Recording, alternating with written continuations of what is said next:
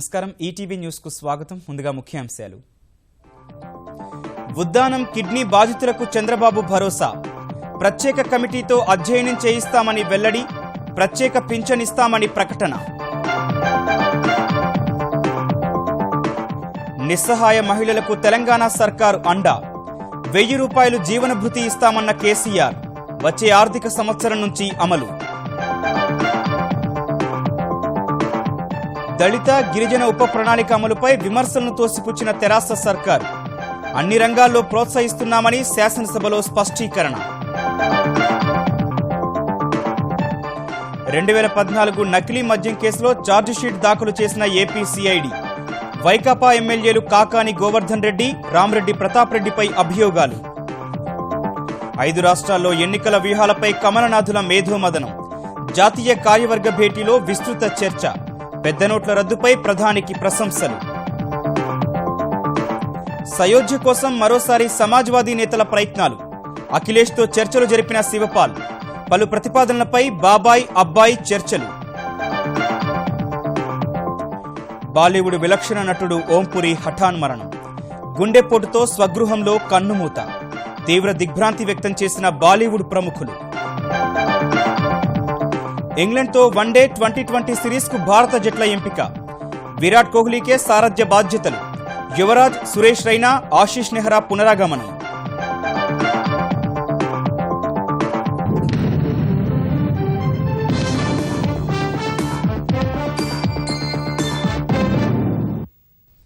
Uddanam kidney బాధితులకు మెరుగైన వైద్యం, రక్షిత మంచినీరు అందించడం సహా వ్యాధితో తీవ్రంగా బాధపడే వాళ్లను ప్రత్యేక పింఛన్తో ఆదుకుంటామని ముఖ్యమంత్రి చంద్రబాబు ప్రకటించారు.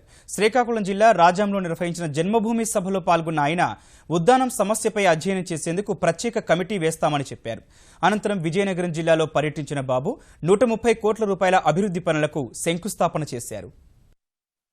శ్రీకాకుళం జిల్లా రాజాంలో నిర్వహించిన జన్మభూమి కార్యక్రమంలో పాల్గొన్న చంద్రబాబు అనేక అభివృద్ధి పనులను ప్రారంభించారు. నూతనంగా ఎంపికైన లబ్ధిదారులకు రేషన్ కార్డులు, వంట గ్యాస్, పింఛన్లు అందించిన ముఖ్యమంత్రి మహిళా సమాఖ్యలకు 8 కోట్ల రూపాయల చెక్కులు ఇచ్చారు. స్వగ్రామం రాజాం అభివృద్ధి కోసం కృషి చేస్తోన్న పారిశ్రామికవేత్త గ్రంథి మల్లికార్జునరావును అభినందించారు. ఉద్దానం పరిసర ప్రాంతాల్లో కిడ్నీ వ్యాధితో బాధపడుతున్న వాళ్లకు బాసటగా నిలుస్తామన్న చంద్రబాబు సంచార వైద్యశాలల నుంచి కేజీహెచ్లో వైద్యం వరకు అన్ని సదుపాయాలు కల్పిస్తామని హామీ ఇచ్చారు. కిడ్నీ ప్రాబ్లం కూడా మీ అందరికీ చెప్పాల్సిన అవసరం ఉంది. కొన్ని టాక్సిన్స్ అన్ని వాటర్ లెవెల్లో రావడం, ఆ నీళ్లు తాగడం ఇంకా పూర్తిగా దీనివల్ల వస్తుందని పూర్తిగా చెప్పలేకపోతున్నారు. అన్ని గ్రామాలకు మినరల్ వాటర్ ఇచ్చేట్టుగా తొందరలోనే కార్యక్రమాన్ని చేపడతాం. ఇప్పటికే డయాలసిస్ శ్రీకాకుళంలో పెట్టాం, టెక్కల్లో కూడా పెట్టాం, పాలకొండలో కూడా ఇనాగరేట్ చేశారు. సోంపేటలో, పలాసలో 2 కావాలి. ఆ 2 కూడా శాంక్షన్ చేసి ఇక్కడ డయాలసిస్ కావాలంటే ఇక్కడనే చేపించే బాధ్యత ఈ ప్రభుత్వం తీసుకుంటారు. ఎవరైనా కేజీహెచ్ హాస్పిటల్కి పోవాలంటే అక్కడ కూడా వాళ్ళకి ఇబ్బందులు లేకుండా ఉచితంగా పాసులు ఇచ్చి అక్కడ కూడా పంపించే బాధ్యత ఈ ప్రభుత్వం తీసుకుంటామని చెప్పి కూడా నేను మీకు తెలియజేస్తున్నాను. ఈ గ్రామాలన్నీ రెగ్యులర్ గా తిప్పడానికి మొబైల్ డిస్పెన్సరీలు పంపిస్తానని చెప్పి కూడా నేను మీకు తెలియజేస్తున్నాను. సీరియస్ పేషెంట్లుంటే అవసరమైతే వాళ్ళందరినీ కూడా కన్సిడర్ చేసి ప్రత్యేకంగా పింఛన్లు కూడా ఇప్పిస్తానని చెప్పి నేను మీ అందరికీ తెలియజేస్తున్నా. ఒక కమిటీ కూడా వేస్తాను. ప్రపంచంలో ఎక్కడ మేధావులున్నా ఆ మేధావులు పిలిపిస్తాం. దీన్ని పూర్తిగా నివారించడానికి ఎలాంటి మెజర్స్ తీసుకోవాలో అన్ని మెజర్స్ తీసుకుంటాం. అనంతరం విజయనగరం జిల్లా ద్వారపూడి జన్మభూమి కార్యక్రమంలో పాల్గొన్న చంద్రబాబు 130 కోట్ల రూపాయల విలువైన పనులకు శంకుస్థాపన చేశారు. తోటపల్లి రిజర్వాయర్ పూర్తి, భోగాపురం విమానాశ్రయం నిర్మాణంతో జిల్లా అభివృద్ధికి కృషి చేస్తున్నామన్న చంద్రబాబు మూతపడిన జూట్ మిల్లులు తెరిపించి కార్మికులను ఆదుకుంటామని భరోసా ఇచ్చారు. ఇప్పటికే రకరకాల సంక్షేమ పథకాలతో వితంతువులు, వృద్ధులు, వికలాంగులను ఆదుకుంటోన్న తెలంగాణ ప్రభుత్వం ఒంటరి మహిళలకు కూడా జీవనభృతి కల్పించాలని నిర్ణయించింది. ఈ మేరకు 1000 రూపాయల జీవనభృతి ఇస్తామని శాసనసభలో ప్రకటించిన ముఖ్యమంత్రి కేసీఆర్ వచ్చే ఆర్థిక సంవత్సరం నుంచి ఈ పథకం అమలవుతుందని పేర్కొన్నారు. రాష్ట్రంలో 2 నుంచి 3 లక్షల మంది వరకు ఒంటరి మహిళలు ఉంటారన్న అంచనాలు ఉన్నట్టు కేసీఆర్ వివరించారు. నిస్సహాయులైన ఒంటరి స్త్రీలకు నెలా 1000 రూపాయలు అందించి వారిని ఆదుకోవాలని, వారికి జీవన భద్రత కల్పించాలని నిర్ణయం తీసుకున్నాం. వెంటనే ఉత్తర్వులు విడుదల చేస్తున్నాం. వచ్చే మార్చి మాసంలో ప్రవేశపెట్టే బడ్జెట్లో ఇందుకోసం నిధులు కేటాయిస్తాం కనుక జిల్లా కలెక్టర్లందరూ వెంటనే పూనుకుని ఒంటరి స్త్రీల వివరాలను నమోదు చేసే కార్యక్రమం చేపట్టాలని ఆదేశిస్తున్నాం. దళిత గిరిజనుల అభ్యున్నతికి కట్టుబడి ఉన్నట్టు తెలంగాణ సర్కారు శాసనసభలో స్పష్టం చేసింది. ఈ అంశంపై జరిగిన స్వల్పకాలిక చర్చలో సాంఘిక సంక్షేమ శాఖ మంత్రి జగదీష్ రెడ్డి ప్రారంభించగా ఎస్సీ ఎస్టీ ఉప ప్రణాళిక అమలు తీరుపై ప్రతిపక్షాలు అనేక విమర్శలు చేశాయి. దళిత గిరిజనుల సంక్షేమం కోసం పలు సూచనలు చేశాయి. తర్వాత సమాధానమిచ్చిన మంత్రి ఎస్సీ ఎస్టీల్లో ఆత్మవిశ్వాసం నింపేందుకు అన్ని చర్యలు తీసుకుంటున్నామని తేల్చి చెప్పారు. అనంతరం సభ ఈ నెల 17కు వాయిదా పడింది. సామాజికంగా ఆర్థికంగా అణిచివేతకు గురైన ఎస్సీ ఎస్టీ వర్గాల అభ్యున్నతి కోసం అనేక పథకాలు ప్రవేశపెట్టామని ప్రభుత్వం ప్రకటించింది. శాసనసభలో స్వల్పకాలిక చర్చను ప్రారంభించిన మంత్రి జగదీష్ రెడ్డి దళితులకు 3 ఎకరాల భూపంపిణీ చేస్తున్నామని వివరించారు. విదేశాల్లో చదువుకునే విద్యార్థులకు 20 లక్షల రూపాయల ఉపకార వేతనం ఇస్తున్నామని పేర్కొన్నారు. మార్కెట్ కమిటీ చైర్మన్లుగా ఎస్సీ ఎస్టీలకు అవకాశాలు కల్పించామని తెలిపారు. అనంతరం మాట్లాడిన కాంగ్రెస్ సభ్యులు ఎస్సీ ఎస్టీ ఉప ప్రణాళిక అమల్లో అలసత్వం ప్రదర్శిస్తున్నారని విమర్శించగా అన్యాక్రాంతమైన దళిత గిరిజన భూములను పరిరక్షించాలని తెలుగుదేశం సభ్యులు సూచించారు. కళ్యాణలక్ష్మి పథకం ప్రయోజనాలు అసలైన లబ్ధిదారులకు అందించేందుకు నోడల్ ఏజెన్సీ ఏర్పాటు చేయాలని భారతీయ జనతా పార్టీ సూచించింది. దళితుల కోసం, గిరిజనుల కోసం మనం తీసుకొచ్చేటువంటి చట్టాలు వాళ్ళ ఆత్మగౌరవాన్ని నిలబెట్టడానికి ఉపయోగపడతాయా, ఆర్థికంగా నిలదొక్కుకోవడానికి ఉపయోగపడతాయా? ఈ వర్గాలు ఇంకా దోపిడీకి గురవుతా ఉంటే చూస్తూ ఊరుకోవటానికి కాంగ్రెస్ పార్టీ సిద్ధంగా లేదు.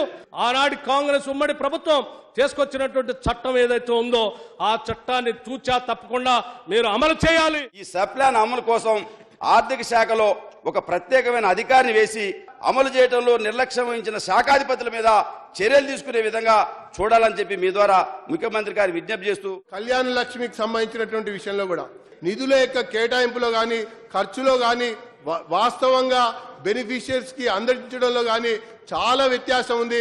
ఖచ్చితంగా నోడల్ ఏజెన్సీని తీసుకురావాలి, కౌన్సిల్ ఏర్పాటు చేయాలి, దాంతోపాటు వర్గీకరణకి అఖిలపక్షాన్ని తీసుకెళ్లాలి. అనంతరం చర్చకు సమాధానమిచ్చిన మంత్రి జగదీష్ రెడ్డి ఎస్సీ ఎస్టీల అభివృద్ధి కోసం గతం కంటే మెరుగైన చర్యలు చేపట్టామని స్పష్టం చేశారు. విద్య, ఉపాధి, పారిశ్రామిక రంగాల్లో అనేక ప్రోత్సాహకాలు ఇస్తున్నామని వివరించారు. రెసిడెన్షియల్ స్కూల్లో ఒకటే సంవత్సరంలో ఎస్సీ విద్యార్థులకు 103, ఎస్టీలకు 51 ప్రారంభించమని తెలియజేసిన అధ్యక్ష. స్వయం ఉపాధికి సంబంధించి గతంలో తమరు ఉన్నప్పుడు ఇచ్చింది ₹1,00,000 హైయెస్ట్ యూనిట్, 60,000 వరకే సబ్సిడీ. ఈ ప్రభుత్వం వచ్చిన తర్వాత 10 లక్షల వరకు యూనిట్ కాస్ట్ పెంచినాం, 5 లక్షల వరకు సబ్సిడీ చేసినాం. ఈ ప్రభుత్వం పూర్తి స్థాయిలో దళితుల అభివృద్ధికి కట్టుబడి ఉందని, ఎస్సీ ఎస్టీ పేద ప్రజలకు సంబంధించిన నిధుల విషయంలో సప్లాన్ ప్రకారం ఎంతైతే రావాలనో అంతకు మించి ఎక్కువ ఖర్చు అయినా సరే ప్రభుత్వం ఖర్చు పెట్టడానికి సిద్ధంగా ఉందని చెప్పి తమ ద్వారా తెలియజేస్తూ సెలవు తీసుకుంటున్నా అధ్యక్ష. ఎస్సీల వర్గీకరణపై త్వరలోనే కేంద్రం వద్దకు అఖిలపక్షాన్ని తీసుకెళతామని, విద్యార్థులకు మెస్ ఛార్జీలు పెంచుతామని మంత్రి హామీ ఇచ్చారు. 5 రాష్ట్రాల శాసనసభ ఎన్నికల్లో అనుసరించాల్సిన వ్యూహం ఖరారు చేసేందుకు భారతీయ జనతా పార్టీ కసరత్తు ముమ్మరం చేసింది. క్షేత్రస్థాయి పరిస్థితుల్ని బేరీజు వేసుకుని భవిష్యత్ కార్యాచరణ రూపొందించే లక్ష్యంతో ఢిల్లీలో 2 రోజుల జాతీయ కార్యవర్గ సమావేశాలు నిర్వహిస్తోంది. తొలి రోజు భేటీకి హాజరైన ప్రధాని నరేంద్ర మోదీని జాతీయ కార్యవర్గం ఘనంగా సన్మానించింది. పెద్ద నోట్ల రద్దుపై చారిత్రక నిర్ణయం తీసుకున్నారని ఆయనపై ప్రశంసల వర్షం కురిపించింది. 50 రోజులు ఇబ్బందులు ఎదురైనప్పటికీ ప్రజలు సహకరించారని మోదీ వ్యాఖ్యానించినట్లు సమావేశం తర్వాత కేంద్ర మంత్రి ప్రకాష్ జావడేకర్ వెల్లడించారు. పెద్ద నోట్ల రద్దు, పాకిస్తాన్ ఆక్రమిత కశ్మీర్లోని ఉగ్ర స్థావరాలపై భారత సైన్యం లక్షిత దాడులు ఎన్డీఏ ప్రభుత్వం తీసుకున్న చారిత్రక నిర్ణయాలని పార్టీ అధ్యక్షుడు అమిత్ షా అన్నట్లు జావడేకర్ చెప్పారు. और ये सर्जिकल स्ट्राइक भारत का आतंकवाद को जवाब है, क्योंकि भारतीय जनता पार्टी ने हमेशा आतंकवाद के प्रति जीरो टॉलरेंस की बात करी और उसको करके दिखाया. दूसरा फैसला विमुद्रीकरण का, अध्यक्ष जी ने ये कहा कि हमें जनता ने जिस विश्वास और आशा से बहुमत दिया था, वो बहुमत केवल देश चलाने के लिए नहीं दिया, देश की तस्वीर बदलने के लिए, इसके लिए दिया है. गरीब को न्याय देने के लिए हमें ये जनादेश मिला है और इसलिए ये विमुद्रीकरण का जो फैसला था बहुत लोगों ने सराहा. गरीब इसके पक्ष में खड़ा रहा. उन्होंने एक और भी कहा कि केवल जनप्रिय एक टेम्पररी पॉपुलैरिटी के लिए नहीं, दीर्घकालीन जनहित के लिए निर्णय लेने पड़ते हैं. ఉత్తరప్రదేశ్ శాసనసభ ఎన్నికలకు కొద్ది నెలల ముందు నెట్ట నిలువునా చీలిపోయిన సమాజ్వాదీ పార్టీలోని రెండు వర్గాల మధ్య రాజీ కుదిరే సూచనలు కనిపిస్తున్నాయి. చీలిక తర్వాత తొలిసారి ములాయం సోదరుడు శివపాల్ యాదవ్తో ముఖ్యమంత్రి అఖిలేష్ యాదవ్ చర్చలు జరిపారు. సయోధ్య కుదుర్చుకోవడంపై ప్రధానంగా చర్చించిన ఇరువురు అందుకోసం కొన్ని చర్యలు చేపట్టడంపై తర్జన భర్జన పడుతున్నట్లు తెలిసింది. రాజీ ఒప్పందంలో భాగంగా బయటి వ్యక్తి అంటూ అఖిలేష్ తీవ్రంగా వ్యతిరేకిస్తున్న రాజ్యసభ సభ్యుడు అమర్ సింగ్తో రాజీనామా చేయించడం, ఉత్తరప్రదేశ్ ఎస్పీ అధ్యక్ష పదవి నుంచి శివపాల్ తప్పుకోవడం వంటి ప్రతిపాదనలపై బాబాయ్ అబ్బాయి చర్చించినట్లు సమాచారం. అఖిలేష్తో భేటీ తర్వాత ములాయం దగ్గరికి వెళ్లిన శివపాల్ చర్చల సారాంశాన్ని వివరించి భవిష్యత్ కార్యాచరణపై సమాలోచనలు జరిపారు.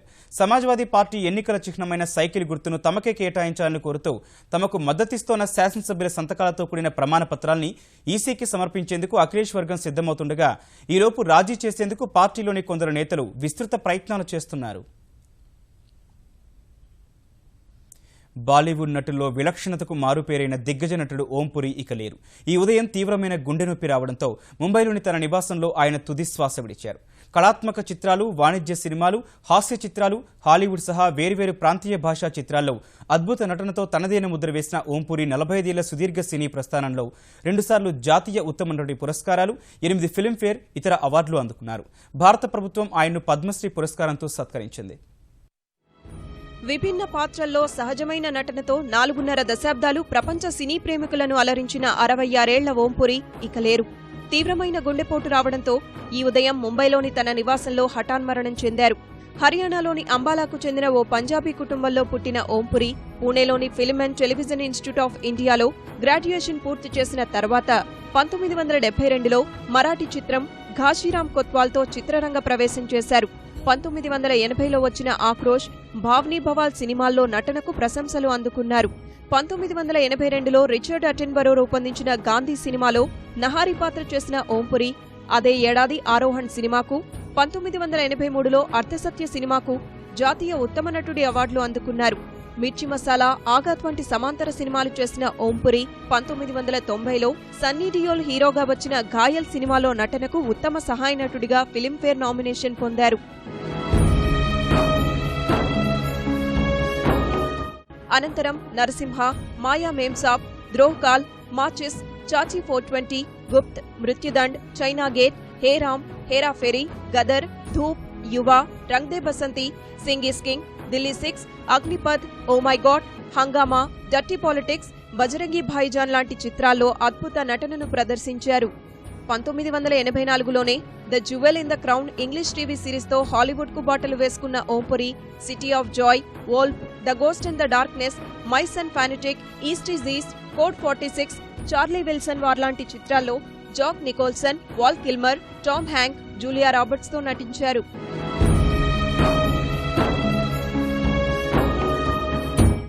దూరదర్శన్లో వచ్చిన భారత ఏక్ ఖోజ్ వంటి ధారావాహికలో విభిన్నమైన పాత్రలు చేసిన ఓంపురి వేర్వేరు ఛానళ్లలో కూడా పనిచేశారు. వేర్వేరు ప్రాంతీయ భాషల్లో కూడా తనదైన ముద్ర వేసిన ఓంపురి తెలుగులో అంకురం సినిమాలో పనిచేశారు.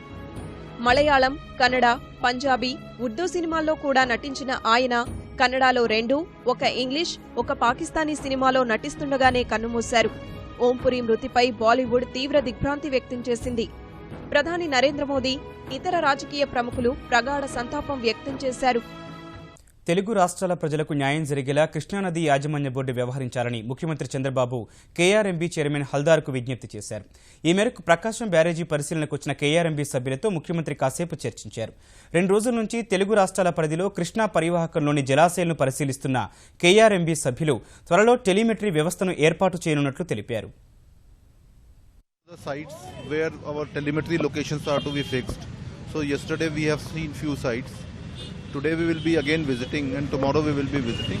Then we will be putting a real-time based telemetry system along the Krishna basin so that water allocation for both the states as per the award and as per mutual consent can be done. ఏదైతే కర్ణాటక, మహారాష్ట్ర రాష్ట్రాలు తక్కువ నీళ్లు వచ్చినప్పుడు కూడా 2 రాష్ట్రాలను కూడా కాపాడాలి. ఎందుకంటే తెలుగు వాళ్ళం 2 రాష్ట్రాలుగా ఉన్నాం. కాబట్టి 2 రాష్ట్రాల్లో కూడా రైతులు బాగుండాలి, రైతులు పంటలు బాగుండాలి, రైతులకు ఇబ్బందులు లేకుండా ఇటు సాగునీరు అట్లాగే తాగునీరు వీటికి జాగ్రత్తలు తీసుకోమని కేఆర్ఎంబీని కోరడం జరిగింది. సాగునీటి ప్రాజెక్టులపై ముఖ్యమంత్రి చంద్రబాబుకు ఏమాత్రం శ్రద్ధ లేదని ఆంధ్రప్రదేశ్ ప్రతిపక్ష నేత జగన్ విమర్శించారు. అధికారంలోకి వచ్చి 3 ఏళ్లు గడిచినప్పటికీ వెలిగొండ ప్రాజెక్టును పూర్తి చేయలేకపోయారని ప్రకాశం జిల్లా దోర్నాలలో మండిపడ్డారు. వైకాపా టికెట్టుపై గెలిచిన ఎమ్మెల్యేలు పార్టీ మారడంపై మండిపడిన జగన్ వారంతా రాజీనామా చేసి గెలవాలని సవాల్ విసిరారు. ముఖ్యమంత్రి గుత్తేదారులకు ప్రాధాన్యతనిస్తూ అభివృద్ధి పనులను విస్మరిస్తున్నారని ఆరోపించారు. చంద్రబాబు నాయుడు గారు ముఖ్యమంత్రి 3 సంవత్సరాలు కావస్తా ఉంది. దాదాపుగా ఇవాళకి కూడా వెలుగొండ ప్రాజెక్టు పరిస్థితి ఎలా ఉంది అంటే ప్రాజెక్టుకు కనీసం 2,000 కోట్ల రూపాయలు బడ్జెట్ కేటాయింపులు చేసి యుద్ధ ప్రాతిపదికన ప్రాజెక్టును పరిగెత్తించాల్సింది పోయి బడ్జెట్ కేటాయింపులు వెలుగొండ ప్రాజెక్టుకు చంద్రబాబు నాయుడు గారు చేసింది ఏంటంటే ముష్టివేసినట్టు 100 కోట్లు ఇచ్చారు. చంద్రబాబు నాయుడు గారు ప్రాజెక్టు కట్టాలన్న ఆలోచన లేదు. రైతుల మీద చంద్రబాబు నాయుడు గారికి ప్రేమ లేదు. ప్రేమ ఎవరి మీద ఉంది అంటే కాంట్రాక్టర్ల మీద మాత్రం. జగన్ విమర్శలను ఆంధ్రప్రదేశ్ జలవనరుల శాఖ మంత్రి దేవినేని ఉమామహేశ్వరరావు తిప్పికొట్టారు. జగన్ తన తండ్రి హయాంలో జలయజ్ఞం పేరుతో సాగిన ధనయజ్ఞాన్ని గుర్తు చేసుకోవాలని ఉమా సూచించారు. పోలవరం నిర్మాణాన్ని అడ్డుకునేందుకు కేవీపీ రామచంద్రరావుతో కుట్ర పన్నుతున్న జగన్ ప్రాజెక్టులపై తమను విమర్శించడం మానుకోవాలని దేవినేని సూచించారు. నేషనల్ గ్రీన్ ట్రిబ్యునల్ లో కేసులు వేపించి దుర్మార్గానికి పాల్పడుతున్నారు కేవీపీ రామచంద్రరావు, వైఎస్ జగన్మోహన్ రెడ్డి, విజయసాయి రెడ్డి. చరిత్రహీనులు కాదు, తెలుగు ప్రజలు తరిమి తరిమి తరిమి తరిమి తరిమి కొడతారు మిమ్మల్ని. మీరు చేస్తా ఉన్న దుర్మార్గానికి. రాజశేఖర రెడ్డి గారు 2004లో అసెంబ్లీలో పోలవరం ప్రాజెక్ట్ కడతానంటే మా నాయకుడు చంద్రబాబు నాయుడు గారు పెద్ద మనసుతో చెప్పాడు, ప్రాజెక్ట్ పూర్తి చేయండి, నేను అసెంబ్లీలో సన్మానం చేస్తానని చెప్పాడు. మీరు పనులు చేయకుండా పంది కుక్కుల్లాగా దోచుకొని పనులు పక్కన పారేస్తే. ఆంధ్రప్రదేశ్ ఎస్సీ ఎస్టీ కమిషన్ చైర్మన్గా కార్యం శివాజీ నియామకం చెల్లదని హైకోర్టు స్పష్టం చేసింది. ఈ నియామకాన్ని కొట్టివేస్తూ గతంలో సింగిల్ జడ్జి ఇచ్చిన తీర్పు నిలిపివేయాలని కోరుతూ ఆంధ్రప్రదేశ్ ప్రభుత్వం కార్యం శివాజీ దాఖలు చేసిన అప్పీళ్లను హైకోర్టు ధర్మాసనం తోసిపుచ్చింది. ఎస్సీ ఎస్టీ కమిషన్ చైర్మన్ నియామక ప్రక్రియ నిబంధనల ప్రకారం జరగలేదని, కార్యం శివాజీ న్యాయ విద్య చదవలేదని, ఆయనకు కమిషన్ చైర్మన్ బాధ్యతలు నిర్వహించే అర్హత లేదన్న పిటిషనర్ల వాదనను పరిగణలోకి తీసుకున్న హైకోర్టు ధర్మాసనం ఏకసభ్య ధర్మాసనం ఇచ్చిన తీర్పును సమర్థించింది. సంక్రాంతికి నిర్వహించే కోడి పందాల్లో పోటీ పడేందుకు పెంచుతున్న కోళ్లను పోలీస్ సిబ్బంది స్వాధీనం చేసుకోవడంపై సుప్రీంకోర్టు స్టే విధించింది. కోడి పందాలపై ఉమ్మడి హైకోర్టు ఇచ్చిన తీర్పును సవాల్ చేస్తూ భారతీయ జనతా పార్టీ నేత రఘురామకృష్ణరాజు దాఖలు చేసిన పిటిషన్పై విచారణ కొనసాగించిన కోర్టు ఈ మేరకు ఆదేశాలు జారీ చేసింది.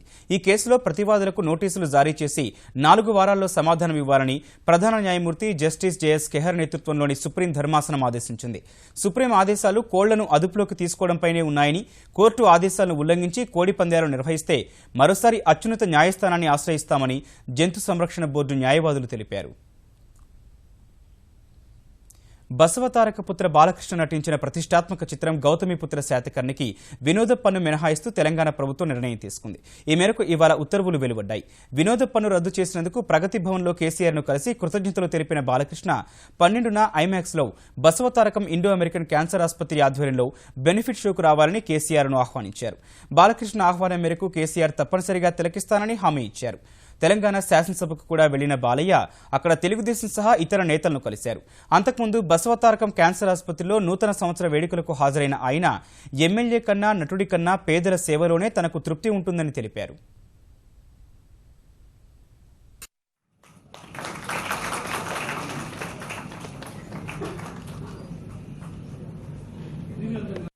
ఆయన ఫస్ట్ షో చూస్తా అన్నారు, పిలిచాము.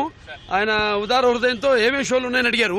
అంటే థియేటర్ రిలీజ్ అవుతున్నాయి, ఐమాక్స్ మా పెద్ద స్క్రీన్ లో Basavatarakam Indo American cancer hospital benefit show ఉందన్నాను. దానికే వస్తున్నాను అన్నారు.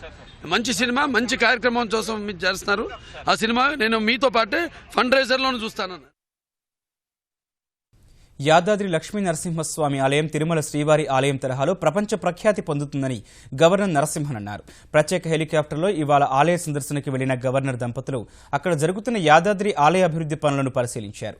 ఆలయ అభివృద్ధికి సంబంధించి అధికారులు ఇచ్చిన ప్రజెంటేషన్ను తిలకించిన గవర్నర్ సంతృప్తి వ్యక్తం చేశారు. అంటే ఇది ఒక పెద్ద టౌన్, టెంపుల్ టౌన్ అయిపోతుంది. తెలంగాణలో చాలా ముఖ్యమైన ఒక టెంపుల్ టౌన్ అంటే యాదాద్రి. తెలంగాణ ఉండేవాళ్ళు కాదు, ఇది తిరుపతి. అట్లా ఇక్కడ ఈ సంస్కృతి తెలంగాణ తిరుపతి కాబట్టి we are decided to modernise this complete place. It will be excellent facilities and చాలా బాగా ఇప్పుడు ప్లాన్ ప్రెజెంటేషన్ చూసాం. చాలా గొప్ప చేస్తున్నారు పని అండ్ ఫుల్ స్పీడ్లో చేస్తున్నారు అందరూ. ఉత్తరప్రదేశ్ సహా 5 రాష్ట్రాల శాసనసభల ఎన్నికలకు షెడ్యూల్ విడుదలైనందున ఫిబ్రవరి 1న ప్రవేశపెట్టనున్న కేంద్ర బడ్జెట్ను నిలిపివేయాలన్న అభ్యర్థనపై సత్వర విచారణ చేపట్టేందుకు సుప్రీంకోర్టు నిరాకరించింది. ఈ మేరకు ఎంఎల్ శర్మ అనే న్యాయవాది దాఖలు చేసిన పిటిషన్ను పరిశీలించిన ప్రధాన న్యాయమూర్తి జేఎస్ కెహర్ నేతృత్వంలోని సుప్రీంకోర్టు ధర్మాసనం ఇప్పటికిప్పుడు విచారణ చేపట్టాల్సిన అవసరం లేదని తెలిపింది. శాసనసభ ఎన్నికలకు ముందు కేంద్ర బడ్జెట్ ప్రవేశపెట్టకుండా చూడాలన్న అభ్యర్థన విచారణకు వచ్చినప్పుడు అందుకు సంబంధించిన ఉత్తర్వులు ఇస్తామని ధర్మాసనం తెలిపింది. అన్నాడీఎంకే వ్యవస్థాపకుడు తమిళనాడు మాజీ ముఖ్యమంత్రి ఎంజీ రామచంద్రన్ శత జయంతిని పురస్కరించుకుని ఈ నెల 17న ఆయన పేరుతో స్మారక నాణ్యం, ప్రత్యేక పోస్టల్ స్టాంపు విడుదల చేయాలని ఆ రాష్ట్ర ప్రభుత్వం ప్రధాని నరేంద్ర మోదీకి విజ్ఞప్తి చేసింది. ఈ మేరకు ప్రధానికి లేఖ రాసిన తమిళనాడు ముఖ్యమంత్రి పన్నీర్ సెల్వం భారతరత్న ఎంజీఆర్కు శత జయంతి సమయంలో ఇదే సరైన నివాళి అని అన్నారు. ప్రజలకు ఆయన చేసిన విశేష సేవను గుర్తించి గతంలో కేంద్రం భారతరత్న పురస్కారాన్ని కూడా ప్రకటించిందని గుర్తు చేసిన తమిళనాడు సీఎం ఆయన గౌరవార్థం స్మారక నాణ్యం, ప్రత్యేక పోస్టల్ స్టాంపు విడుదల చేయాలని కోరారు. H-1B వీసా విధానంలో కీలక మార్పులకు అమెరికా సిద్ధమైన వేళ స్టాక్ మార్కెట్లు నష్టాల్లో ముగిశాయి. గత సెషన్లో 245 పాయింట్లు లాభపడ్డ సెన్సెక్స్ ఇవాళ 119 పాయింట్లు కోల్పోయింది. ఈ ఉదయం 26,930 వద్ద ప్రారంభమైన సెన్సెక్స్ దేశీయ మదుపరులు కొనుగోళ్లకు దిగిన వేళ లాభాల్లో సాగింది. ఒక దశలో 27,010 పాయింట్ల గరిష్ట స్థాయిని తాకింది. అమెరికా H-1B వీసా విధానంలో మార్పులు తథ్యమన్న ఆందోళన మధ్య ఐటీ రంగాల వాటాలో తీవ్ర అమ్మకాల ఒత్తిడికి గురికాగా నష్టాల్లోకి మళ్లిన సూచీ ఓ దశలో 26,733 పాయింట్ల కనిష్ట స్థాయికి పతనమైంది. చివరకు 26,759 వద్ద స్థిరపడింది. జాతీయ స్టాక్ ఎక్స్చేంజ్ సూచీ నిఫ్టీ 30 పాయింట్లు తగ్గి 8,244 వద్ద ముగిసింది.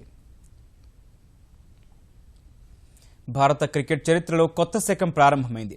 భారత వన్డే 2020 క్రికెట్ సారథ్య బాధ్యత నుంచి తప్పుకున్న మహేంద్ర సింగ్ ధోని వారసుడిగా విరాట్ కోహ్లీ ఎంపికయ్యాడు. ఈ నెల 15 నుంచి ఇంగ్లాండ్తో జరగనున్న 3 వన్డేలు 2020 మ్యాచ్ల సిరీస్ కోసం జట్టును సెలెక్టర్లు ప్రకటించగా 9 ఏళ్ల తర్వాత ధోని వికెట్ కీపర్, బ్యాట్స్మెన్గా ఆడనున్నాడు. కొంతకాలం నుంచి జట్టులో పునరాగమనం కోసం ఎదురు చూస్తున్న యువరాజ్ సింగ్కు మరో అవకాశం ఇచ్చారు. వన్డే 2020 జట్లలోకి యువీని ఎంపిక చేశారు. జట్టులో మాత్రమే చోటు కల్పించారు. సీనియర్ పేసర్ ఆశీష్ నెహ్రా 2020 జట్టుకు ఎంపికైతే గాయాలతో కొంతకాలం నుంచి జట్టుకు దూరమైన శిఖర్ ధావన్, అజింక్య రహానేలకు వన్డే జట్టులో మాత్రమే చోటు దక్కింది.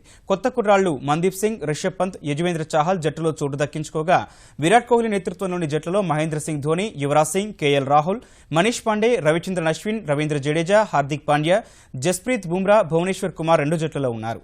శిఖర్ ధావన్, అజింక్య రహానే, అమిత్ మిశ్రా, ఉమేష్ యాదవ్, కేదార్ జాదవ్లు వన్డే జట్టుకు ఎంపికైతే మందీప్ సింగ్, సురేష్ రైనా, రిషబ్ పంత్, యజువేంద్ర చాహల్, ఆశీష్ నెహ్రా 2020 జట్టుకు ఎంపికయ్యారు.